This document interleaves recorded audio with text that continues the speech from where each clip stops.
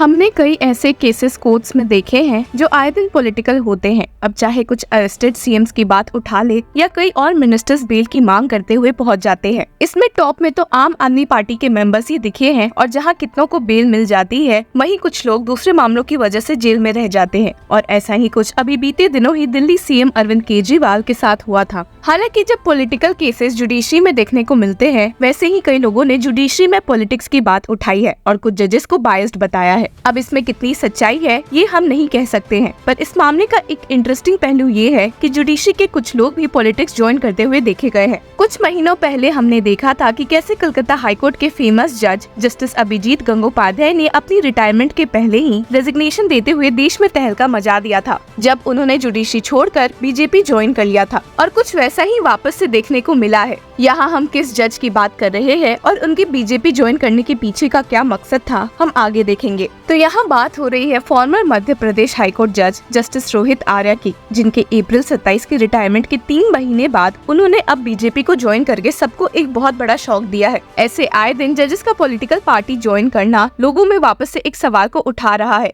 कि आखिर कब जाकर एक जज को कोई पॉलिटिकल पार्टी ज्वाइन करनी चाहिए और इसमें क्या रोक लगानी चाहिए। अब क्योंकि इतने लाइमलाइट में रहने की वजह से जस्टिस रोहित आर्या की चर्चा उठी है तो उनके द्वारा दिए गए फेमस और कंट्रोवर्शियल जजमेंट्स पर एक नजर डाल लेते हैं, जिसने एक समय पर पूरे देश के साथ साथ सुप्रीम कोर्ट को भी शॉक कर दिया था। पहले तो उन्होंने साल 2021 में कॉमेडियन मुनावर फारूकी को बेल देने से मना किया था, जिन पे इल्जाम लगा था फॉर हर्टिंग रिलीजियस सेंटिमेंट्स। जहां सुप्रीम कोर्ट ने इस ऑर्डर को सेट असाइड करके फारूकी को बेल दी थी, वहीं उन्होंने फॉर्मर जस्टिस रोहित आर्या के एक और ऑर्डर को भी सेट असाइड किया था, जिसने कि देश में सनसनी मचा दी थी। 2020 में उन्होंने एक व्यक्ति को बेल दे दी थी जिसपे वुमेन मॉडेस्टी को आउटरीच करने का इल्जाम लगा था और आप बेल कंडीशन सुनकर चौंक जाएंगे। उन्होंने अक्यूज्ड को कंप्लेनेंट द्वारा राखी बंधवाने का ऑर्डर दिया था। जी हाँ, आपने सही सुना। He had ordered the bail applicant and his wife to visit the complainant's house on Raksha Bandhan Day with a rakhi thread and a box of sweets, जिसके साथ ही उन्होंने कहा था कि अक्यूज्ड को कंप्लेनेंट की हमेशा रक्षा करने की भी कसम खानी चाहिए।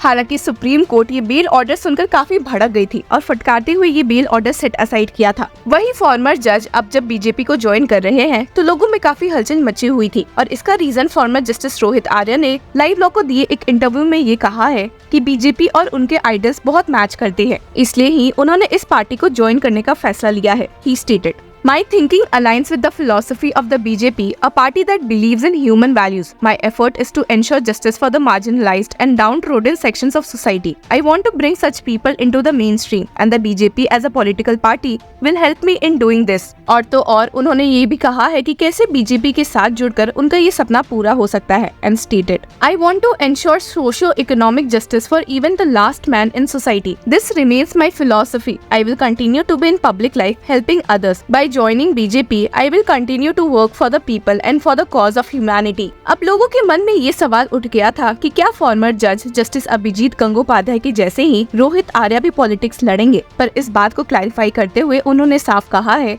कि उन्हें पॉलिटिक्स में जरा सा भी इंटरेस्ट नहीं है। जी हाँ, आपने सही सुना। He stated, "Politics is not my cup of tea. I have no interest in electoral politics and don't intend to fight elections. I just want to be in public life. The BJP as a party will help me convert my ideas for the people into reality. I will give them many suggestions." अब क्योंकि एक जज का एक political party join करना लोगों में एक बहुत ही नेगेटिव व्यू पैदा कर देता है, तो इसको एड्रेस करते हुए भी उन्होंने स्टेट किया था कि a judge is a human being too. Once he retires, he has a life and can express his viewpoints. There is nothing wrong with it. Yes, a judge while on his chair must ensure that he adopts a non-partisan viewpoint. इस बात पर stress करते हुए कि एक जज को अपनी कुर्सी का गलत फायदा नहीं उठाना चाहिए, उन्होंने ये स्टेट किया था कि मैंने हमेशा ये कहा है कि जज होते हुए one should never play with your seat, never pollute your duty. हमेशा कॉन्स्टिट्यूशन पर खरे उतरना चाहिए। जज की सीट बड़ी पायस होती है, उसके साथ वैसे ही पेश आना चाहिए। अब हमने उनके 2 इंटरेस्टिंग केस की बात आपसे की थी और इन दोनों में अपने विचार देते हुए फॉर्मर जज रोहित आर्या ने अपनी बात रखी है। मुनावर फारूकी के इंसिडेंट पर उन्होंने कहा था कि मेरा मानना है कि अगर आप भावनाओं को ठेस पहुंचाएंगे तो आपको सबक मिलना चाहिए। अब उस केस का सुप्रीम कोर्ट में जाकर क्या हुआ उस पर मुझे कुछ नहीं कहना। आपको याद दिला दे कि बेल डिनाई करने के पीछे जस्टिस आर्या ने इस बात को हाईलाइट किया था कि there is a constitutional duty on every citizen and the state to promote harmony and the spirit of common brotherhood irrespective of religious, linguistic, sectional and regional diversities under Article 51A subsection E and F of the Constitution. The state must endeavor to ensure that this ecosystem and sustenance of coexistence in our welfare society is not polluted by negative forces. अपने राखी वाले bell condition को भी अच्छे से समझाते हुए farmer justice Rohit Arya ने state किया था कि सेक्शन 354 आईपीसी का मामला था। हालांकि अक्यूज ने विक्टिम का बस हाथ ही पकड़ा था, नो डाउट नहीं करना था, लेकिन दोनों एक ही गाँव के थे। मैंने सोचा मैटर आपसी सुलह से खत्म हो जाए, विक्टिम अक्यूज के बीच पैचअप हो जाए। रिट्रीब्यूटिव जस्टिस का कॉन्सेप्ट होता है जहाँ विक्टिम और अक्यूज को सामने बैठाकर मामला सुलझा लिया जाता है। मेरा तो वही प्रयास था और इसी ऑर्डर को सुप्रीम कोर्ट बेंच ने साइड करते हुए फटकारा था और स्टेट किया था कि using rakhi tying as a condition for bail transforms a molester into a brother by a judicial mandate. This is wholly unacceptable and has the effect of diluting and eroding the offence of sexual harassment. इन सब बातों के अलावा भी उन्होंने 3 new criminal laws के बारे में अपने व्यूज रखे हैं और गवर्नमेंट को इस काम के लिए खूब शाबाशी दी है। और इस बारे में उन्होंने स्टेट किया है कि सनातन काल में जो जस्टिस डिलीवरी सिस्टम था उसे इन 3 कानूनों में इनकॉर्पोरेट किया गया है। ये कानून अच्छे हैं, इन्हें मेरा समर्थन है। All the provisions are justice oriented. Provisions concerning giving protection to women, children as well as the accused is incorporated in the 3 laws. इसी के साथ उनके कुछ इंटरेस्टिंग कोर्ट क्लिप्स पर भी एक नजर डाल लेते हैं। बताओ। नहीं सर, मैं तो कहना चाहती हूँ सर, इनने केस किया था तब मैं मेरे ससुराल में ही रह रही थी सर। जब इनने किया था दावा मुझ पर, जब मैं मेरे ससुराल में ही थी। नहीं, अगर रहना हो कायदे से। नहीं सर, मैं तो रहना चाहती हूँ। अगर रहना चाहती हो तो एक महीना रह के दिखाओ, और गड़बड़ तुमने किया तो हम फिर डिग्री कंफर्म कर देंगे। हम रह लो 1 महीना साथ में।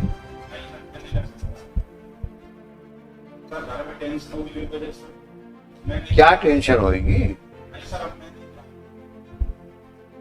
इतने कुछ होने के बाद परिवार का उसके बाद कैसे रख सकता हूँ? अरे आदमी ने बीवी से मार खा के धन्य होता है। मेरा परिवार ऐसा नहीं है, नाम मैं हूँ। हैं? तुम बोलते हो उसको प्रसाद बोलते हैं, देवी है वो है? और तुम बोलते बहुत मार खाई हमने। इतना कुछ होने के बाद कैसे तैयार? क्या कर दिया उसने? किसी तो लगाया है, और क्या किया उसने? और कुछ किया? मारा पीटा है क्या तुमको? तुमको मारा पीटा है क्या? पर सवाल यही पैदा होता है कि क्या जजेस को पॉलिटिक्स ज्वाइन करना चाहिए या नहीं, और इसके लिए गाइडलाइंस क्या होने चाहिए। उम्मीद करते हैं कि इस बारे में सरकार जरूर सोचेगी और उस अकॉर्डिंग कुछ डायरेक्शंस पास करेगी। इस मामले में आपके क्या विचार है, हमारे साथ जरूर शेयर करें, और तब तक के लिए कीप फॉलोइंग लॉ चक्रा।